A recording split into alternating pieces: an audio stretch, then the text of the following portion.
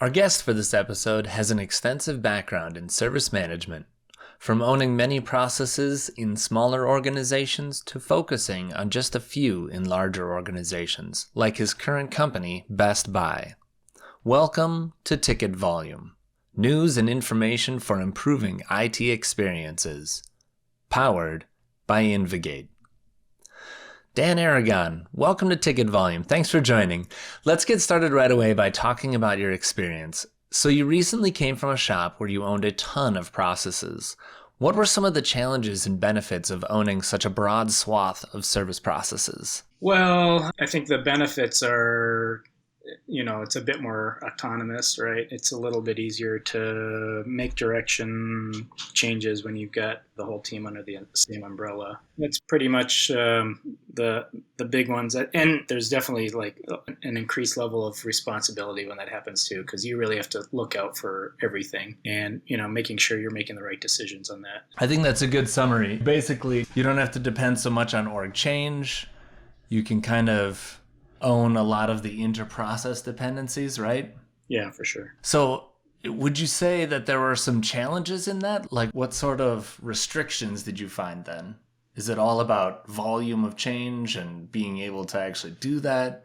Yeah, well, I don't know if it's a restriction, but it's definitely a different way of managing. Like you can't afford to get into all the details. And so you're really relying on your teams heavily to make sure that they're making the right decisions. And it's kind of hard too, because you want, I don't know, for me anyways, I want to kind of dive in, right? I want to make sure, because I have my own kind of ideas of how I want things. And so you have to convey that to the team to make sure that they're carrying out the things that you're hoping them to do. And then sort of a double check to make sure that we're involving the right people, asking the right questions, all of those things.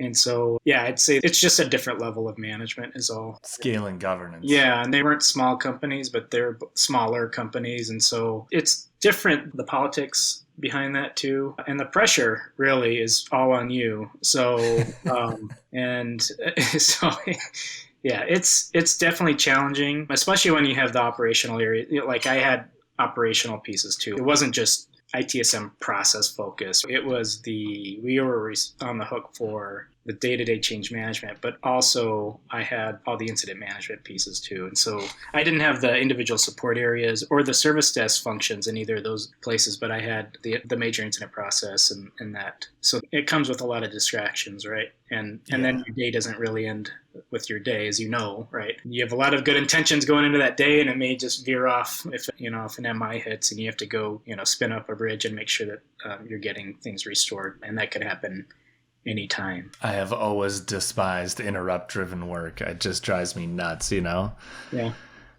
So do you have any advice for someone who'd be in a similar situation? Like they're owning incident management, they're trying to run the service organization as well as service management and like trying to put in governance and maturity? Yeah. So in both those places, there's a certain level of maturity that they needed to get to where then I could start to back off on those things. So I didn't need to be on every bridge call, especially towards the end of my last role. We did a lot of groundwork to put in the right processes, get the right people, set the right expectations with areas, and you get the right, people in there that can really run with it. And then you feel a lot better of being able to back off. I would get involved if things were elongated or things were kind of stalling or if there was a decision to be made, things like that. That's a lot easier to manage while you're managing the rest of the things. And just knowing that your team's got, they've got it taken care of. Yeah. I love that. It's autonomy, surrounding yourself with good people that you can trust, and then handling outliers from there. I love that. Great advice. So transitioning to your current role where you own change and configuration management at Best Buy now, what's the major difference between the two shops? Do you see similarities? Are the challenges changing? Are they different? Are they kind of the same?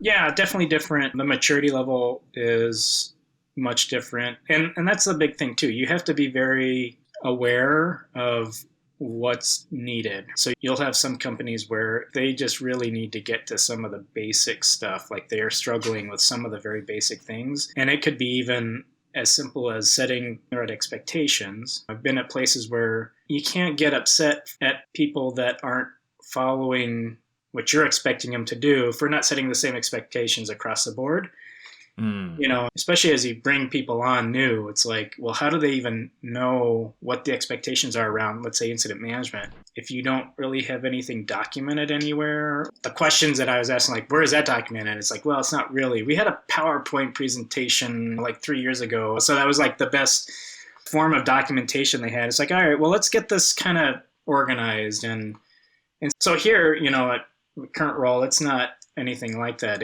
We're trying to get things to the next level of, we've got a pretty well established organization around those processes, and people know what they're doing. Very, very, very good engineers and others that are working in these areas. And now it's a question of how do we enable those processes to work quickly, right? And especially like the change management space. We've got a lot of really great level of, you said it before, autonomy.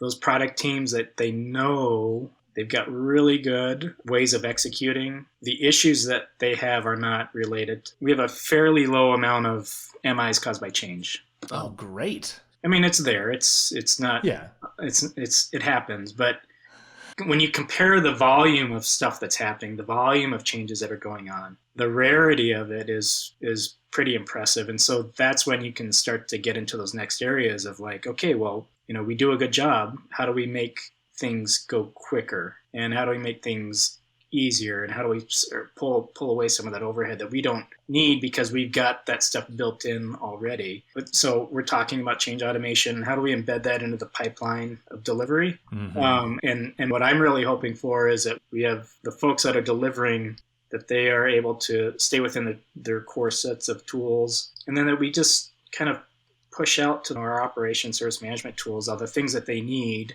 so they're not having to paste things. Yeah, swivel seat. Do things that aren't really core to their job, and we get all the things that we need from operational side and from a change control piece, around audit and all those things that we still have some of that too. That makes a lot of sense. You're at a major tech retailer, they're pushing boundaries, the engineering and app dev teams, they need to accommodate to e-commerce trends and retail trends.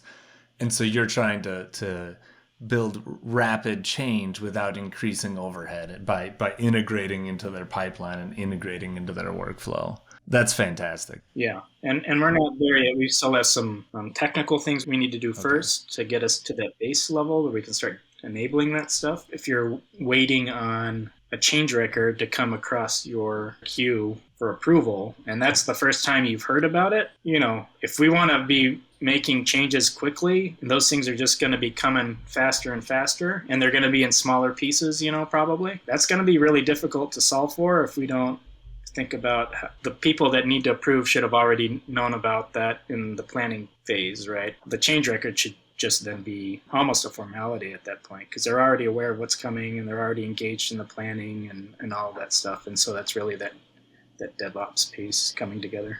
I love that. I love the idea of service management it's almost like a microservice serving DevOps in a way. Like the way that you describe it is perfect. Keep them in the tools that they love and know, and we just end up being like in the background. We're just serving them. Where do you see bottlenecks? Do you see challenges with this rapid change of pace? Well, like I said, I think the biggest thing that worries me is the people component and the operational side of having to support the things that are being developed. And so that's probably the thing that I'm most concerned about. I think technically, like we can enable all this stuff technically. It's not too hard. You get the right engineers to sync your systems together and you can just go, but it doesn't really mean that's going to be real successful. I think you're going to have a lot of stress then, especially on the operations side, that, the dev team is like, they're ready for it. They're like, we're ready to crank stuff out.